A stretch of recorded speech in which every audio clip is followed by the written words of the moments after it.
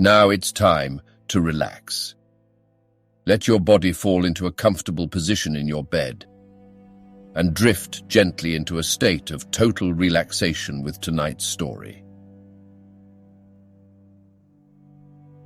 The man with the twisted lip continued. While Sherlock Holmes had been detailing this singular series of events, we had been whirling through the outskirts of the great town until the last straggling houses had been left behind, and we rattled along with a country hedge upon either side of us. Just as he finished, however, we drove through 2 scattered villages where a few lights still glimmered in the windows. "We are on the outskirts of Lee," said my companion. We have touched on 3 English counties in our short drive, starting in Middlesex, passing over an angle of Surrey, and ending in Kent. See that light among the trees? That is the Cedars, and beside that lamp sits a woman whose anxious ears have already, I have little doubt, caught the clink of our horses' feet.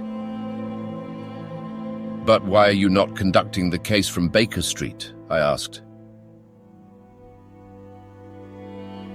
"Because there are many inquiries which must be made out here. Mrs. St. Clair has most kindly put 2 rooms at my disposal, and you may rest assured that she will have nothing but a welcome for my friend and colleague.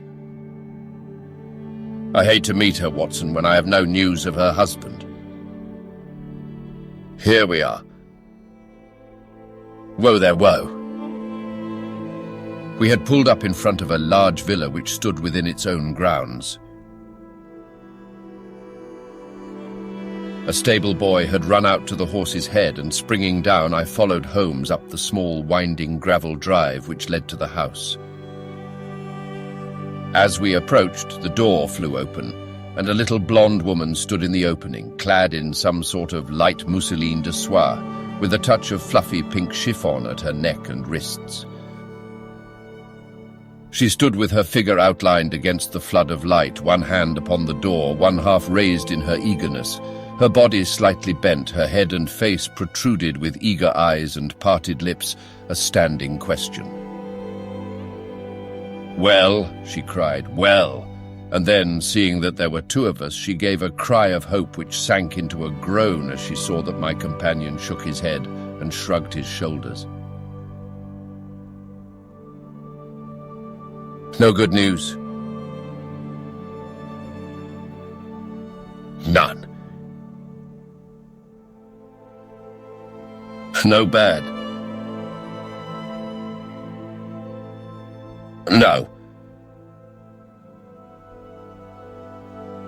"Thank God for that. But come in. You must be weary, for you have had a long day. This is my friend, Dr. Watson. He has been of most vital use to me in several of my cases, and a lucky chance has made it possible for me to bring him out and associate him with this investigation." "I am delighted to see you," said she, pressing my hand warmly. "You will, I am sure, forgive anything that may be wanting in our arrangements when you consider the blow which has come so suddenly upon us." "My dear madam," said I am an old campaigner, and if I were not, I can very well see that no apology is needed. If I can be of any assistance, either to you or to my friend here, I shall be indeed happy." "Now, Mr. Sherlock Holmes," said the lady as we entered a well-lit dining room, upon the table of which a cold supper had been laid out, "I should very much like to ask you 1 or 2 plain questions, to which I beg that you will give a plain answer." "Certainly, madam." "Do not trouble about my feelings. I'm not hysterical nor given to fainting. I simply wish to hear your real opinion." "Upon what point?" In your heart of hearts, do you think that Neville is alive? Sherlock Holmes seemed to be embarrassed by the question. Frankly now, she repeated, standing upon the rug and looking keenly down at him as he leaned back in a basket chair. Frankly then, madam, I do not. You think that he is dead? I do. Murdered? I don't say that. Perhaps. And on what day did he meet his death? On Monday. Then perhaps, Mr. Holmes, you will be good enough to explain how it is that I have received a letter from him today. Sherlock Holmes sprang out of his chair as if he had been galvanized. What? He roared. Yes, today. She stood smiling, holding up a little slip of paper in the air. May I see it? Certainly. He snatched it from her in his eagerness, and smoothing it out upon the table, he drew over the lamp and examined it intently. I had left my chair and was gazing at it over his shoulder. The envelope was a very coarse one and was stamped with the Gravesend postmark, and with the date of that very day, or rather of the day before, for it was considerably after midnight. Coarse writing, murmured Holmes. Surely this is not your husband's writing, madam. No, but the enclosure is. I perceive also that whoever addressed the envelope had to go and inquire as to the address. How can you tell that? The name, you see, is in perfectly black ink, which has dried itself. The rest is of the greyish colour, which shows that blotting paper has been used. If it had been written straight off and then blotted, none would be of a deep black shade. This man has written the name, and there has then been a pause before he wrote the address, which can only mean that he was not familiar with it.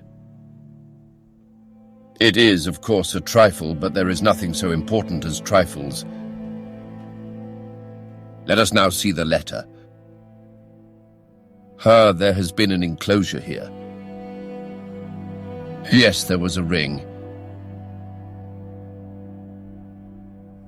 His signet ring.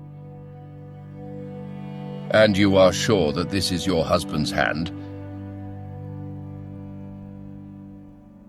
One of his hands. One. His hand when he wrote hurriedly. It is very unlike his usual writing, and yet I know it well. Dearest, do not be frightened. All will come well. There is a huge error which it may take some little time to rectify. Wait in patience, Neville, written in pencil upon the fly-leaf of a book, octavo size, no watermark. Posted today in Gravesend by a man with a dirty thumb. And the flap has been gummed, if I am not very much in error, by a person who had been chewing tobacco. And you have no doubt that it is your husband's hand, madam? None. Neville wrote those words. And they were posted today at Gravesend. Well, Mrs. St. Clair, the clouds lighten, though I should not venture to say that the danger is over. But he must be alive, Mr. Holmes. Unless this is a clever forgery to put us on the wrong scent. The ring, after all, proves nothing. It may have been taken from him. No, it is his very own writing. Very well. It may, however, have been written on Monday and only posted today. That is possible. If so, much may have happened between. Oh, you must not discourage me, Mr. Holmes. I know that all is well with him. There is so keen a sympathy between us that I should know if evil came upon him. On the very day that I saw him last, he cut himself in the bedroom, and yet I, in the dining room, rushed upstairs instantly with the utmost certainty that something had happened. Do you think that I would respond to such a trifle and yet be ignorant of his death? I have seen too much not to know that the impression of a woman may be more valuable than the conclusion of an analytical reasoner. And in this letter you certainly have a very strong piece of evidence to corroborate your view. But if your husband is alive and able to write letters, why should he remain away from you? I cannot imagine. It is unthinkable. And on Monday he made no remarks before leaving you? No. And you were surprised to see him in Swandam Lane? Very much so. Was the window open? Yes.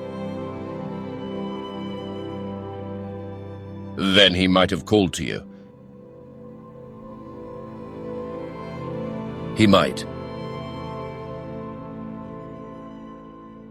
He only, as I understand, gave an inarticulate cry. Yes. A call for help, you thought? Yes. He waved his hands. But it might have been a cry of surprise. Astonishment at the unexpected sight of you might cause him to throw up his hands.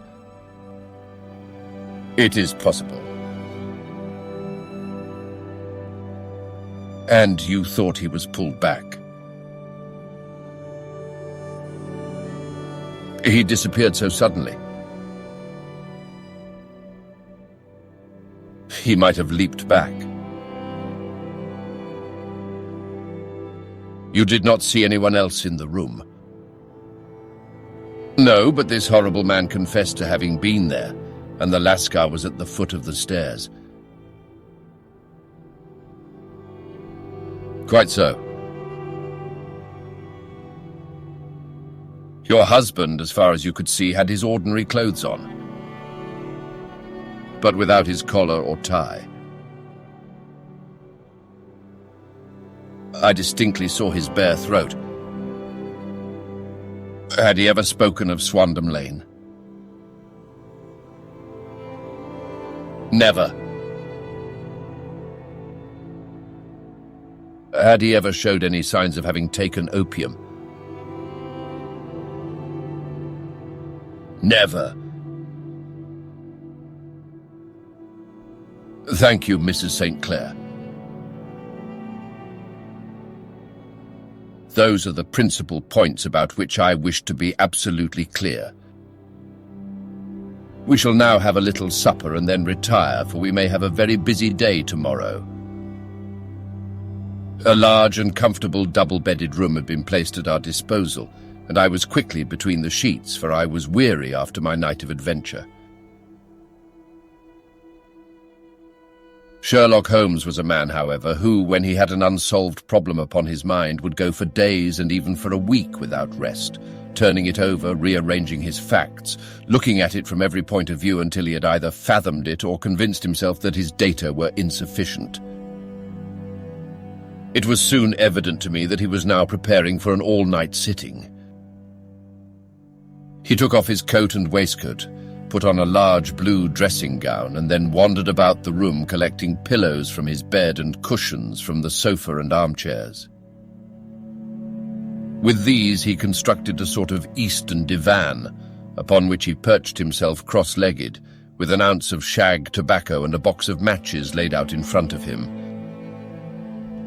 In the dim light of the lamp I saw him sitting there, an old briar pipe between his lips, his eyes fixed vacantly upon the corner of the ceiling, the blue smoke curling up from him, silent, motionless, with the light shining upon his strong-set, aquiline features. So he sat as I dropped off to sleep, and so he sat when a sudden ejaculation caused me to wake up, and I found the summer sun shining into the apartment.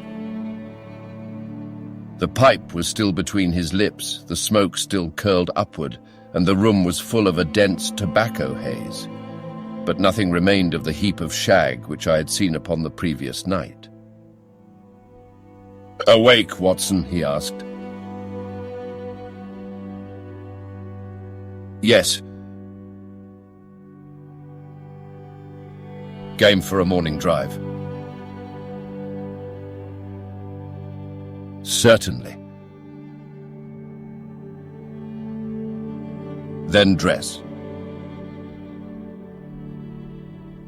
"No one is stirring yet, but I know where the stable boy sleeps, and we shall soon have the trap out." He chuckled to himself as he spoke, his eyes twinkled, and he seemed a different man to the somber thinker of the previous night. As I dressed, I glanced at my watch. It was no wonder that no one was stirring. It was 25 minutes past 4. I had hardly finished when Holmes returned with the news that the boy was putting in the horse. "I want to test a little theory of mine," said he, pulling on his boots. "I think, Watson, that you are now standing in the presence of one of the most absolute fools in Europe. I deserve to be kicked from here to Charing Cross. But I think I have the key of the affair now." "And where is it?" I asked, smiling. "In the bathroom," he answered. "Oh yes, I am not joking," he continued, seeing my look of incredulity. "I have just been there, and I have taken it out, and I have got it in this Gladstone bag. Come on, my boy, and we shall see whether it will not fit the lock." We made our way downstairs as quietly as possible and out into the bright morning sunshine. In the road stood our horse and trap, with the half-clad stable boy waiting at the head. We both sprang in, and away we dashed down the London road. A few country carts were stirring, bearing in vegetables to the metropolis, but the lines of villas on either side were as silent and lifeless as some city in a dream. "It has been in some points a singular case," said Holmes, flicking the horse on into a gallop. "I confess that I have been as blind as a mole, but it is better to learn wisdom late than never to learn it at all." In town, the earliest risers were just beginning to look sleepily from their windows as we drove through the streets of the Surrey side. Passing down the Waterloo Bridge Road, we crossed over the river and, dashing up Wellington Street, wheeled sharply to the right and found ourselves in Bow Street. Sherlock Holmes was well known to the force, and the two constables at the door saluted him. One of them held the horse's head while the other led us in. "Who is on duty?" asked Holmes. "Inspector Bradstreet, sir." "Ah, Bradstreet, how are you?" A tall, stout official had come down the stone-flagged passage in a peaked cap and frogged jacket. "I wish to have a quiet word with you, Bradstreet." "Certainly, Mr. Holmes." "Step into my room here." It was a small, office-like room with a huge ledger upon the table and a telephone projecting from the wall. The inspector sat down at his desk. "What can I do for you, Mr. Holmes?" "I called about that beggarman, Boone, the one who was charged with being concerned in the disappearance of Mr. Neville St. Clair of Lee." "Yes." "He was brought up and remanded for further inquiries." "So I heard." "You have him here?" "In the cells." "Is he quiet?" "Oh, he gives no trouble." "But he is a dirty scoundrel." "Dirty?" "Yes, it is all we can do to make him wash his hands, and his face is as black as a tinker's." "Well, when once his case has been settled, he will have a regular prison bath, and I think if you saw him, you would agree with me that he needed it." "I should like to see him very much." "Would you?" "That is easily done. Come this way. You can leave your bag." "No, I think that I'll take it." "Very good. Come this way, if you please." He led us down a passage, opened a barred door, passed down a winding stair, and brought us to a whitewashed corridor with a line of doors on each side. "The third on the right is his," said the inspector. "Here it is." He quietly shot back a panel in the upper part of the door and glanced through. "He is asleep," said he. "You can see him very well." We both put our eyes to the grating. The prisoner lay with his face towards us in a very deep sleep, breathing slowly and heavily. He was a middle-sized man, coarsely clad as became his calling, with a coloured shirt protruding through the rent in his tattered coat. He was, as the inspector had said, extremely dirty, but the grime which covered his face could not conceal its repulsive ugliness. A broad wheal from an old scar ran right across it from eye to chin, and by its contraction had turned up one side of the upper lip, so that 3 teeth were exposed in a perpetual snarl. A shock of very bright red hair grew low over his eyes and forehead.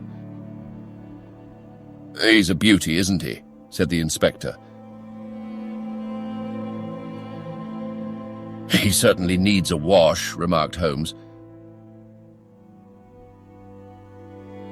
"I had an idea that he might, and I took the liberty of bringing the tools with me." He opened the Gladstone bag as he spoke and took out, to my astonishment, a very large bath sponge. Hey, you are a funny one," chuckled the inspector. "Now, if you will have the great goodness to open that door very quietly, we will soon make him cut a much more respectable figure." "Well, I don't know why not," said the inspector. "He doesn't look a credit to the Bow Street cells, does he?"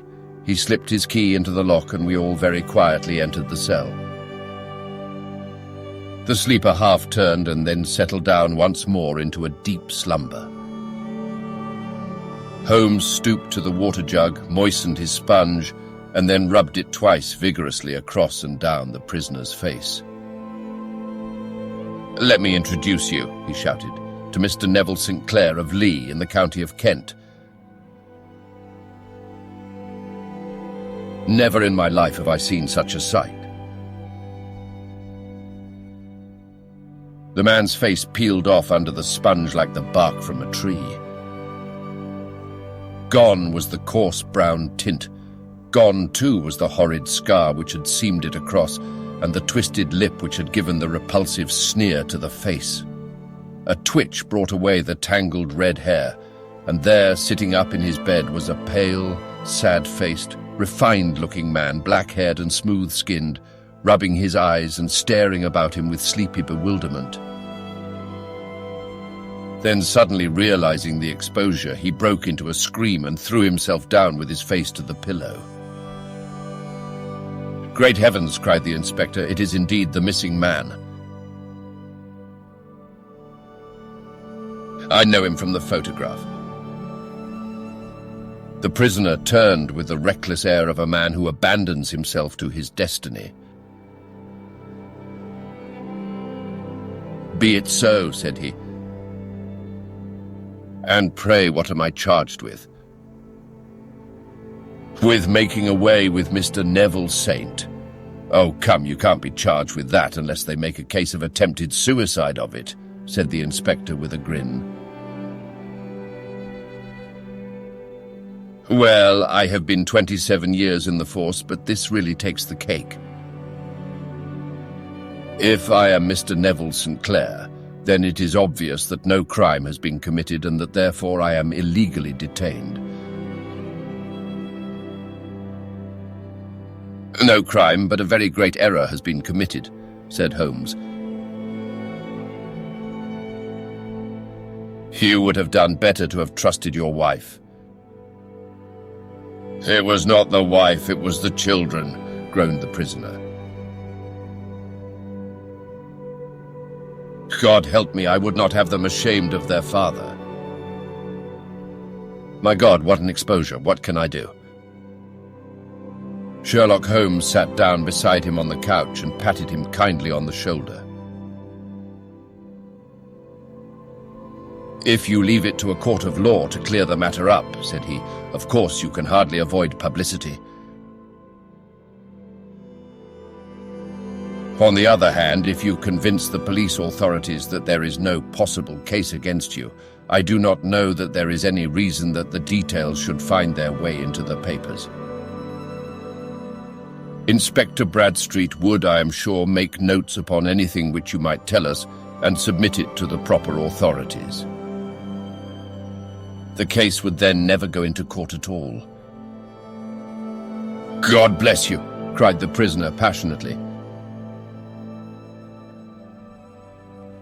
"I would have endured imprisonment, aye, even execution, rather than have left my miserable secret as a family blot to my children. You are the first to have ever heard my story. My father was a schoolmaster in Chesterfield, where I received an excellent education. I travelled in my youth, took to the stage, and finally became a reporter on an evening paper in London. One day my editor wished to have a series of articles upon begging in the metropolis, and I volunteered to supply them. There was the point from which all my adventures started. It was only by trying begging as an amateur that I could get the facts upon which to base my articles. When an actor, I had of course learned all the secrets of making up and had been famous in the green room for my skill. I took advantage now of my attainments. I painted my face, and to make myself as pitiable as possible, I made a good scar and fixed one side of my lip in a twist by the aid of a small slip of flesh-colored plaster. Then, with a red head of hair and an appropriate dress, I took my station in the business part of the city, ostensibly as a match seller, but really as a beggar. For 7 hours I plied my trade, and when I returned home in the evening I found to my surprise that I had received no less than 26 shillings 4 pennies. I wrote my articles and thought little more of the matter until sometime later I backed a bill for a friend and had a writ served upon me for £25. I was at my wit's end where to get the money, but a sudden idea came to me. I begged a fortnight's grace from the creditor, asked for a holiday from my employers, and spent the time in begging in the city under my disguise. In 10 days I had the money and had paid the debt. Well, you can imagine how hard it was to settle down to arduous work at £2 a week, when I knew that I could earn as much in a day by smearing my face with a little paint, laying my cap on the ground and sitting still. It was a long fight between my pride and the money, but the dollars won at last, and I threw up reporting and sat day after day in the corner which I had first chosen, inspiring pity by my ghastly face and filling my pockets with coppers. Only one man knew my secret. He was the keeper of a low den in which I used to lodge in Swandam Lane, where I could every morning emerge as a squalid beggar, and in the evenings transform myself into a well-dressed man about town. This fellow, a lascar, was well paid by me for his rooms, so that I knew that my secret was safe in his possession. Well, very soon I found that I was saving considerable sums of money. I do not mean that any beggar in the streets of London could earn £700 a year, which is less than my average takings, but I had exceptional advantages in my power of making up, and also in a facility of repartee, which improved by practice and made me quite a recognized character in the city. All day a stream of pennies, varied by silver, poured in upon me, and it was a very bad day in which I failed to take £2. As I grew richer, I grew more ambitious, took a house in the country, and eventually married, without anyone having a suspicion as to my real occupation. My dear wife knew that I had business in the city. She little knew what. Last Monday I had finished for the day and was dressing in my room above the opium den when I looked out of my window and saw, to my horror and astonishment, that my wife was standing in the street with her eyes fixed full upon me. I gave a cry of surprise, threw up my arms to cover my face, and, rushing to my confidant, the lascar, entreated him to prevent anyone from coming up to me.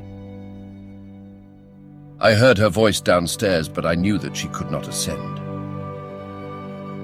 Swiftly I threw off my clothes, pulled on those of a beggar, and put on my pigments and wig. Even a wife's eyes could not pierce so complete a disguise. But then it occurred to me that there might be a search in the room and that the clothes might betray me. I threw open the window, reopening by my violence a small cut which I had inflicted upon myself in the bedroom that morning. Then I seized my coat, which was weighted by the coppers which I had just transferred to it from the leather bag in which I carried my takings. I hurled it out of the window and it disappeared into the Thames. The other clothes would have followed, but at that moment there was a rush of constables up the stair, and a few minutes after I found, rather I confessed to my relief, that instead of being identified as Mr. Neville St. Clair, I was arrested as his murderer. I do not know that there is anything else for me to explain. I was determined to preserve my disguise as long as possible, and hence my preference for a dirty face. Knowing that my wife would be terribly anxious, I slipped off my ring and confided it to the Lascar at a moment when no constable was watching me, together with a hurried scrawl, telling her that she had no cause to fear. "That note only reached her yesterday," said Holmes. "Good God, what a week she must have spent." "The police have watched this Lascar," said Inspector Bradstreet, "and I can quite understand that he might find it difficult to post a letter unobserved. Probably he handed it to some sailor customer of his who forgot all about it for some days." "That was it," said Holmes, nodding approvingly. "I have no doubt of it." "But have you never been prosecuted for begging?" "Many times, but what was a fine to me?" "It must stop here, however," said Bradstreet. "If the police are to hush this thing up, there must be no more of Hugh Boone. I have sworn it by the most solemn oaths which a man can take." "In that case, I think that it is probable that no further steps may be taken. But if you are found again, then all must come out. I am sure, Mr. Holmes, that we are very much indebted to you for having cleared the matter up. I wish I knew how you reach your results." "I reached this one," said my friend, "by sitting upon 5 pillows and consuming an ounce of shag. I think, Watson, that if we drive to Baker Street, we shall just be in time for breakfast."